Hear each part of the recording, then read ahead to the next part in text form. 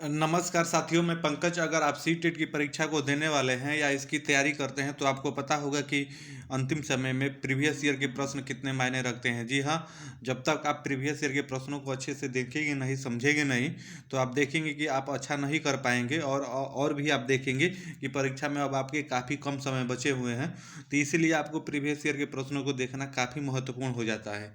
तो इससे पहले हमने काफ़ी सारा प्रीवियस ईयर के प्रश्नों का वीडियो अपने चैनल पे डाला हुआ है। तो अभी तक आपने वो नहीं देखा है तो आप एक बार वहाँ से जाके देख लीजिए, आपके लिए वो काफ़ी फ़ायदेमंद होगा। और आज इस ही वीडियो में हम 7 जनवरी 2022 को जो पेपर हुआ था, यानी पिछले वर्ष ऑनलाइन मोड में, तो उसके अंतर्गत बाल विकास एवं शिक्षा शास्त्र के कौन से महत्वपूर्ण प्रश्न आए थे, उन महत्वपूर्ण प्रश्नों को देखते हुए चलेंगे। और आप देखेंगे कि सीटेट एक ऐसी परीक्षा है जहाँ प्रीवियस ईयर के प्रश्न आप देखेंगे रिपीट भी होते हैं। तो आप प्रश्नों को थोड़ा सा सावधानी से देखते हुए चलेंगे, क्योंकि इसी से जुड़ा हुआ प्रश्न आपको इस वर्ष भी देखने को मिलने वाले हैं। तो आइए वीडियो की शुरुआत करते हैं और पहला प्रश्न देखते हैं। तो पहला प्रश्न देखिए, कथन निष्कर्ष का दिया हुआ है। और आप देखेंगे कि कथन निष्कर्ष से जुड़े हुए प्रश्न आपको बार बार हर शिफ्टों में 2 से 3 देखने को मिलेंगे। तो कथन निष्कर्ष को एक बार आप अच्छे से देख और समझ लीजिएगा। तो आइए इसमें देखते हैं। तो देखेंगे अभी कथन में दिया हुआ है कि एक बच्चा 11 महीने में चलना सीखता है जबकि दूसरा 15 महीने में चलना सीखता है। ये आपका कथन सही है, क्योंकि देखेंगे हर बच्चे का विकास अलग अलग तरह से होता है। कोई जल्दी सीख लेता है, कोई थोड़ा देर से सीखता है। तो ये आपका कथन सही है। उसके बाद इसका कारण में देखेंगे तो व्यक्ति के विकास विभिन्न दरों से होता है। तो ये भी आपका सही है। और विकास के दरों में ही ये आपका आ जाएगा, अलग अलग जो विकास हो रहा है, चलना सीख रहा है, तो इसी में आ जाएगा। तो आपका ए और आर दोनों सही है, और आर सही व्याख्या करता है ये की। तो इस प्रकार से आपका इसमें पहला विकल्प सही हो जाएगा। तो इसी प्रकार से आपको प्रश्नों को चूज करना है और देखते हुए सावधानी से एक बार आप पढ़ेंगे तो आप प्रश्न को हल कर ले जाएंगे। आइए इसमें आगे देखेंगे, विकास निम्न में से किस पर निर्भर करता है। आपको ये बताना है कि विकास किस पे निर्भर करता है। तो आप देखेंगे आनुवंशिक बनावट, तो ये आपका सही बात है, उस पर निर्भर करता है आपका विकास।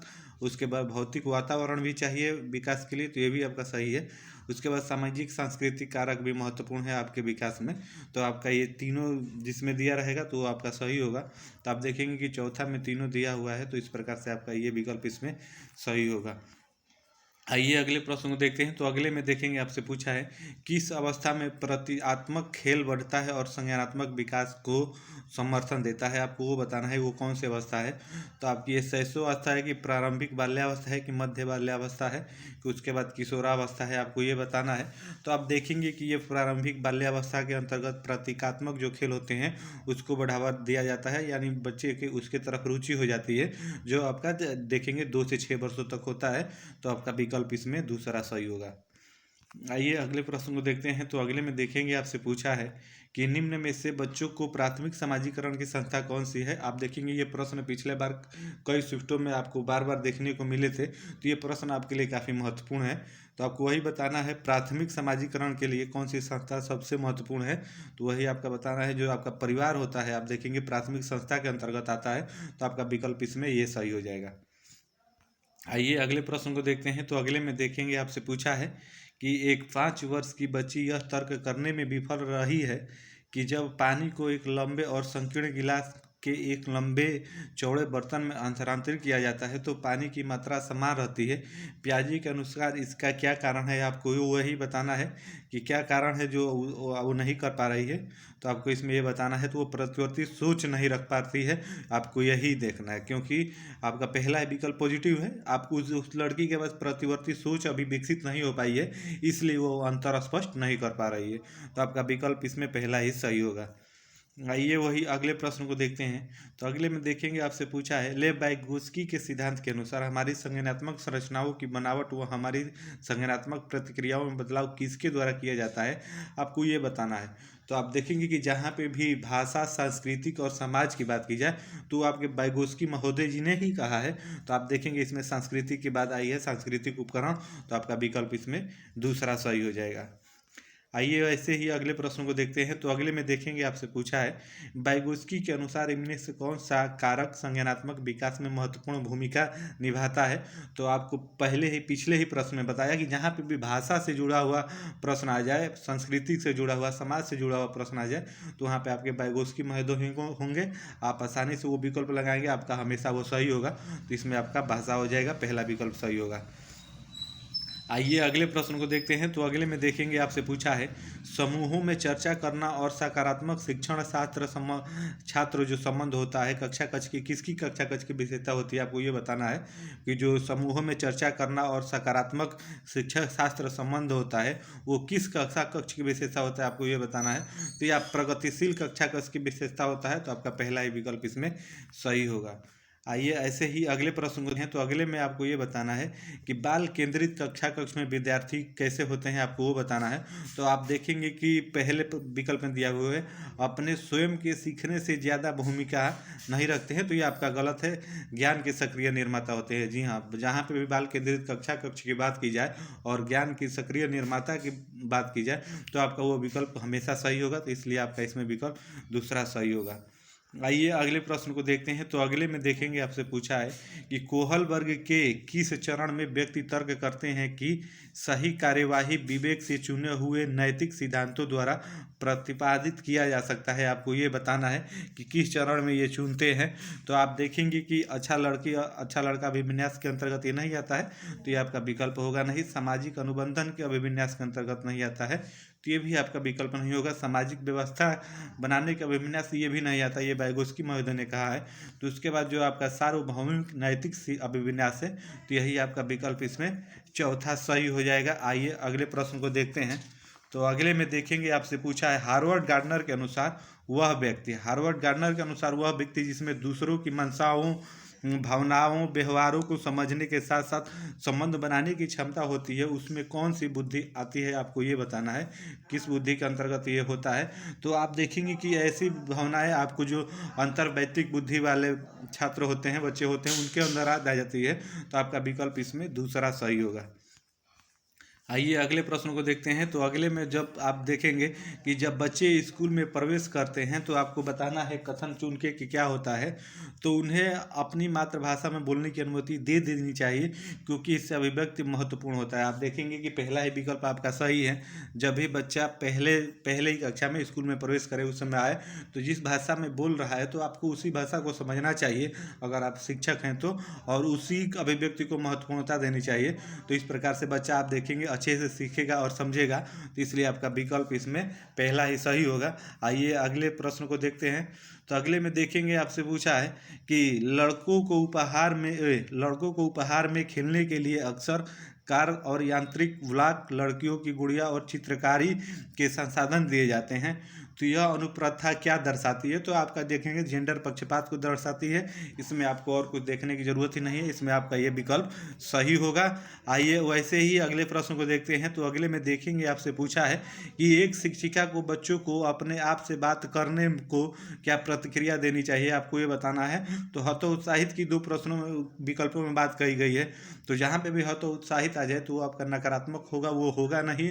बस आप इतना ही देख के काट देंगे तो वो विकल्प आपका कभी भी नहीं होगा। आइए अगले विकल्प को देखते हैं। तो उसे प्रोत्साहित करना चाहिए क्योंकि उसे स्वनियमन सुसाधित होता है। जी हाँ, आपका तीसरा विकल्प इसमें सही होगा। आप उसे प्रोत्साहित करेंगे जिससे उसका स्वनियमन स्वयं को वो समझ सके, तो इसलिए आपका विकल्प इसमें तीसरा सही होगा।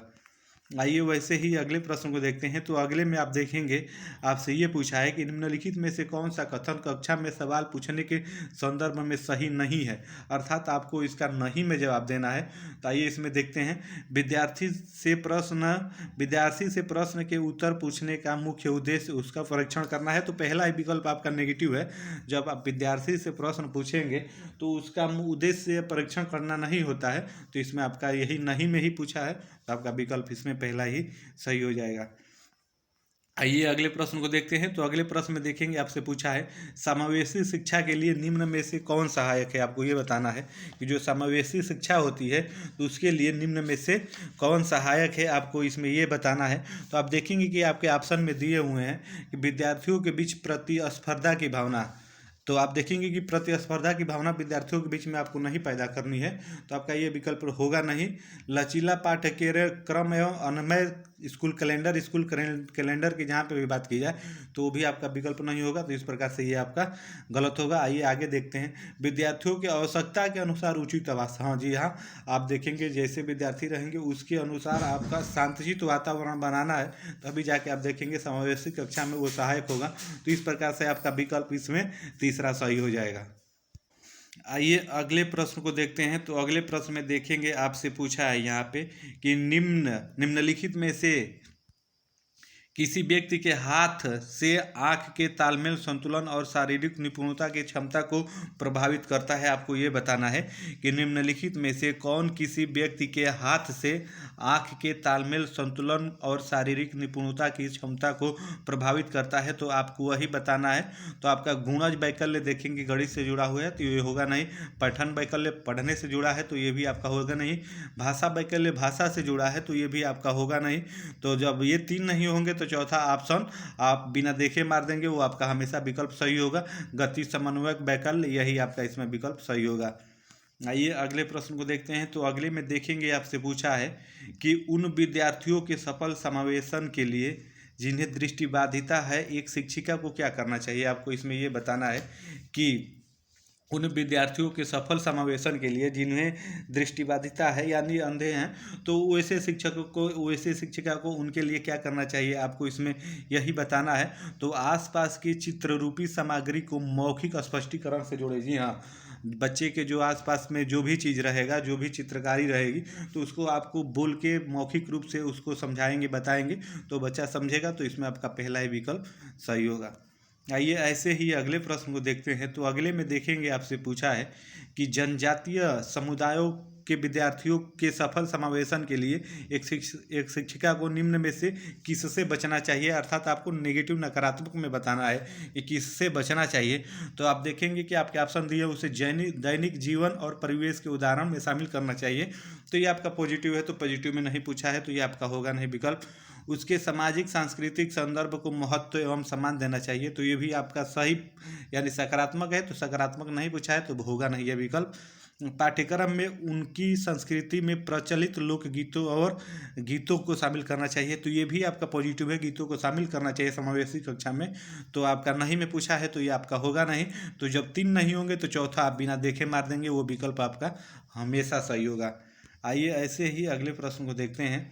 तो अगले प्रश्न में देखेंगे, आपसे पूछा है कि निम्नलिखित में से कौन सा विकल्प दी गई दिव्यांगता संबंधित विद्यार्थियों के समावेशन हेतु यथोचित संयोजन रणनीति का सही युग्म है। आपको ये बताना है कि जो ये आपके नीचे विकल्प दिए गए हैं, इनमें से संबंधित विद्यार्थियों के समावेशन हेतु यथोचित संयोजन कौन सा है, आपको यही बताना है। तो आप देखेंगे कि आपका पहला विकल्प दिया हुआ है ध्यान न्यूनता, अति क्रियाशीलता, विकार, लंबी अवधि की फिल्में दिखाएं। तो आप देखेंगे कि आपको कभी लंबी अवधि की जो फिल्में हैं वो नहीं दिखाना है, तो आपका ये पहला होगा नहीं।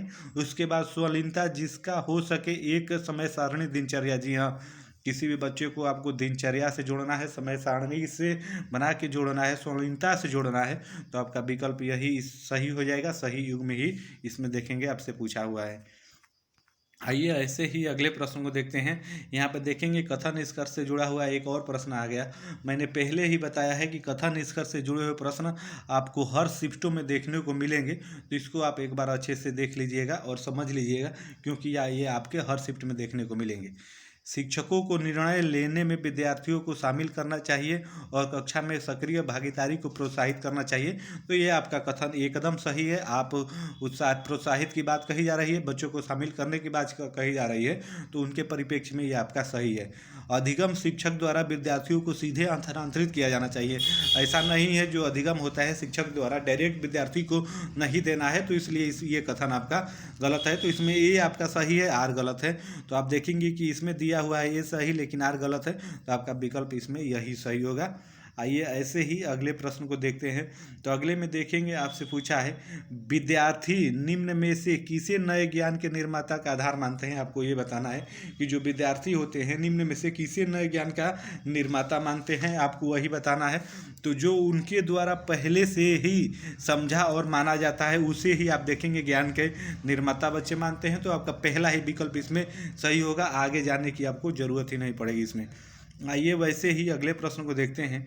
तो अगले में देखेंगे, आपसे पूछा है कि सीखने के सामाजिक संदर्भ में निम्नलिखित में से कौन सा कथन सही नहीं है, अर्थात ये भी आपको नकारात्मक के रूप में बताना है कि सीखने के संदर्भ में कौन सा कथन आपका इसमें से सही नहीं है, वही आपको चुनना है। तो संप्रेक्षण व अंतःक्रियाएं सीखने के लिए महत्वपूर्ण है, जी हाँ ये एकदम महत्वपूर्ण है, तो आपका विकल्प ये होगा नहीं। उसके बाद आइए अगले को देखते हैं। सीखने के सभी कार्य व्यक्ति द्वारा उनके दिमाग में किया जाता है, ये नहीं है, ऐसा नहीं किया जाता है। जो भी सीखना होता है कार्य उसका दिमाग में टोटल कार्य नहीं किया जाता है, तो इसलिए नहीं में ही पूछा है, तो ये आपका विकल्प दूसरा इसमें सही हो जाएगा।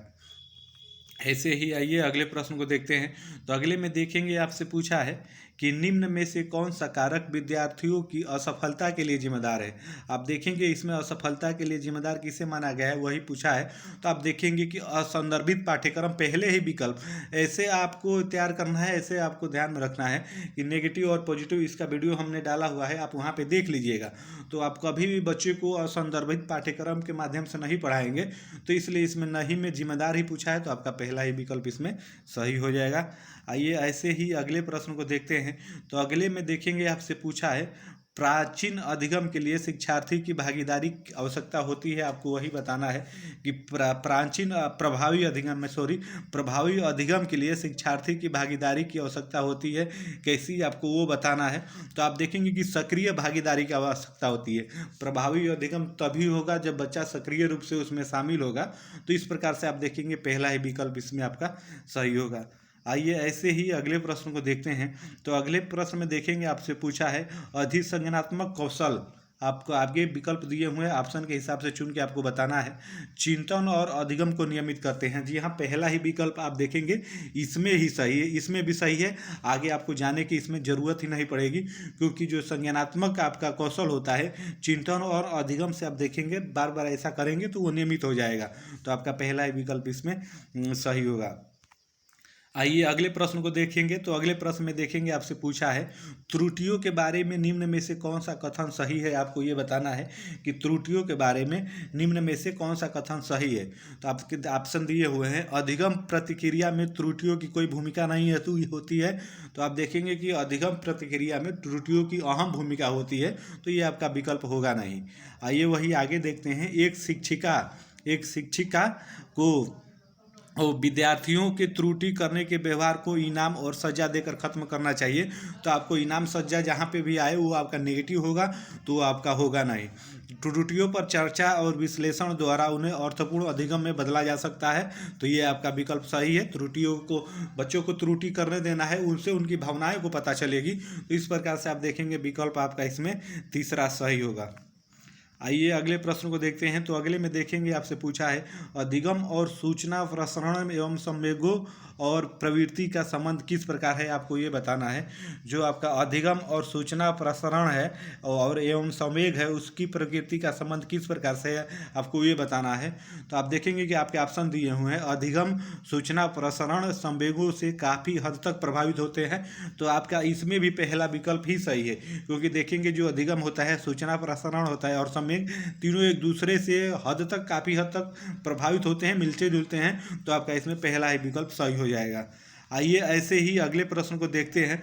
तो अगले प्रश्न में देखेंगे आपसे पूछा है कि एक विद्यार्थी कुछ संप्रदायों के बारे में अपनी जिज्ञासा को संतुष्ट करने के लिए किताबें पढ़ रही है, यह किस तरह के लक्ष्य का उदाहरण है, आपको ये बताना है कि एक जो विद्यार्थी है कुछ संप्रदायों के बारे में अपनी जिज्ञासा को संतुष्ट करने के लिए किताबें पढ़ रही है, तो यह किस तरह के लक्ष्य का उदाहरण है, आपको ये बताना है।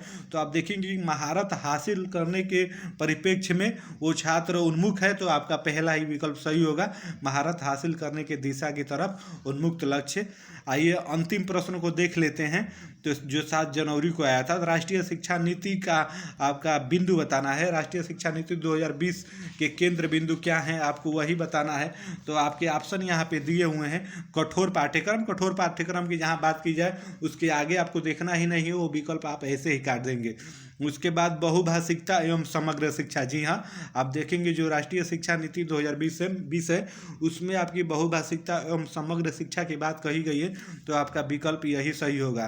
तो ये था आपके 7 जनवरी 2022 को जो पेपर हुआ था पिछले वर्ष ऑनलाइन मोड में, उसके अंतर्गत बाल विकास एवं शिक्षा शास्त्र के महत्वपूर्ण प्रश्न। आप देखेंगे ऐसे ही प्रश्न आपको इस बार भी देखने को मिलेंगे, तो आप प्रीवियस ईयर के प्रश्नों को एक बार अच्छे से देख और समझ लीजिएगा।